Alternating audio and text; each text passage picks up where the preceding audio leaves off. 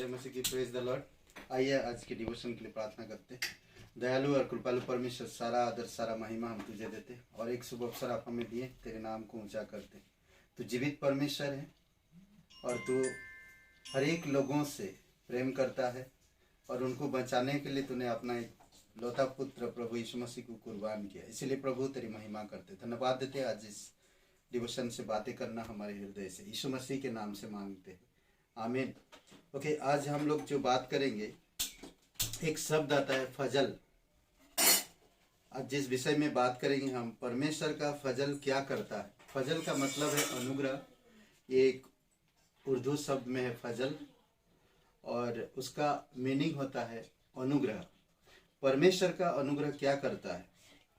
पहला कुरिन्थियों का 15:10 में कहता, पौलुस खूबसूरत यहाँ पर एक बातें कहता, मैं जो कुछ भी हूँ परमेश्वर के फजल से हूँ। फजल शब्द, मैं जो कुछ भी हूँ परमेश्वर के अनुग्रह से हूँ। परमेश्वर के अनुग्रह के बिना हम कुछ भी नहीं कर सकते। उसका फजल जो मुझ पर हुआ वह व्यर्थ नहीं हुआ, परंतु मैंने उन सब से बढ़कर परिश्रम भी किया, तो भी यह मेरी ओर से नहीं हुआ परंतु परमेश्वर के फजल से जो मुझ पर था।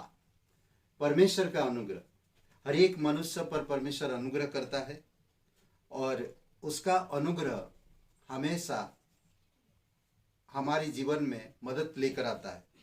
आज देख सकते हैं हम कुछ बातें, उसका फजल हमें उद्धार देता है, उसका फजल हमें बचाता है, पापों से उद्धार देता है, उसका फजल हमें हर एक मुसीबतों से बचाता है, उसका फजल हमें धर्मी ठहराता है, उसका फजल हमें सुरक्षित रखता है।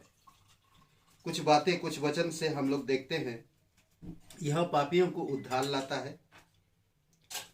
परमेश्वर का अनुग्रह पापियों को उद्धार लाता है। दूसरा तीमुथियुस 2:10-11 वचन में यह बात सच है कि यदि हम उसके साथ मर गए हैं तो उसके साथ जिएंगे भी।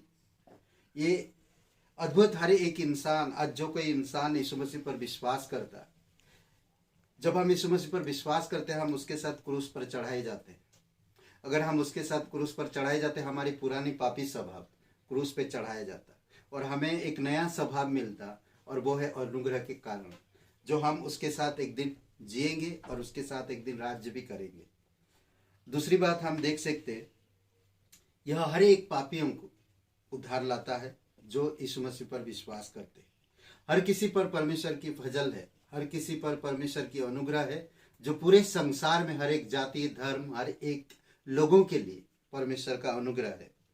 और जो आज इस अनुग्रह को समझा और प्रभु के पास आया, यीशु मसीह पर विश्वास किया, हर पापी तो उद्धार पाएगा। लूका का 15 अध्याय में क्या कहता कि वो पापियों का मित्र है और पापियों को ढूंढने आता है, उनको बचाने आता है। जो कोई यीशु मसीह पर विश्वास करता है वो उद्धार पाता है। दूसरी बात हम देख सकते हैं, यह उन्हें बचाता है जो विश्वास करते हैं। इफिसियों का 2:8 में उन्हें बचाता है जो उस पर विश्वास करते हैं, क्योंकि विश्वास के द्वारा अनुग्रह ही से तुम्हारा उद्धार हुआ है, और यह तुम्हारी ओर से नहीं वरन परमेश्वर का दान है। फजल शब्द एक अच्छा शब्द है जो उर्दू में कहा जाता है, और इसका परमेश्वर बाइबल में इसका मतलब अनुग्रह है, जो परमेश्वर के अनुग्रह के वजह से हमारा उद्धार होता है। और ये परमेश्वर की ओर से है, हमारी ओर से नहीं है, ये परमेश्वर की ओर से मुफ्त में वो दिया। इसलिए पौलुस कह रहा, मैं जो कुछ भी हूँ परमेश्वर की फजल से हूँ। उसका फजल जो मुझ पर हुआ वह व्यर्थ नहीं हुआ। उसने अनुग्रह को समझा और उस अनुग्रह का गवाही दे रहा। तीसरी बात हम देख सकते हैं, सब जो भरोसा रखते हैं उन्हें धर्मी ठहराता। जो उस पर भरोसा रखते हैं वो धर्मी ठहराता। तो रोमियो का 3:24 में कहता, 23 में कहता कि हम सभी पापी हैं और परमेश्वर की महिमा से दूर है। और 24 वचन में कहता, परंतु उसके फजल से, उस छुटकारे के द्वारा जो मसीह यीशु में है, सेत में धर्मी ठहराए जाते हैं। यानी कि उसकी अनुग्रह से हमें धार्मिकता मिली है। आखिरी में हम देख सकते, पहला पत्रस 5:12 में उसकी अनुग्रह के उस यह मसीह के लोगों को सुरक्षित रखता है। मैंने सिलवानुस के हाथ, जिसे मैं विश्वासयोग्य भाई समझता हूँ, संक्षेप में लिखकर तुम्हें समझाया है और यह गवाही दी है कि परमेश्वर का सच्चा फजल है, इसी में स्थिर रहो।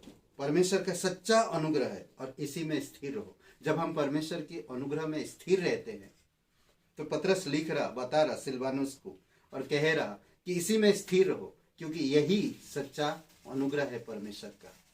तो परमेश्वर का अनुग्रह क्या है?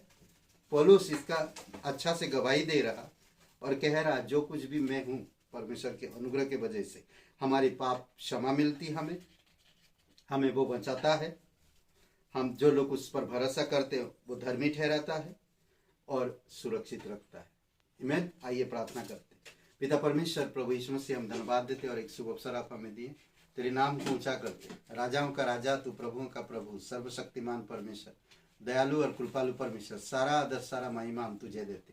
प्रत्येक भाई बहन जो सुन रहे, प्रभु यीशु मसीह आप उन्हें अगुवाई करो, उनके व्यक्तिगत जीवन के साथ आप मजबूती के साथ उनके विश्वास को बढ़ाओ और उनके व्यक्तिगत जीवन से बातें करो पिता, और उनकी पारिवारिक जीवन में, उनकी विश्वास में आप उन्नति करो प्रभु यीशु। धन्यवाद देते, तेरी स्तुति महिमा करते, यीशु नासरी के नाम से मांगते, आमीन।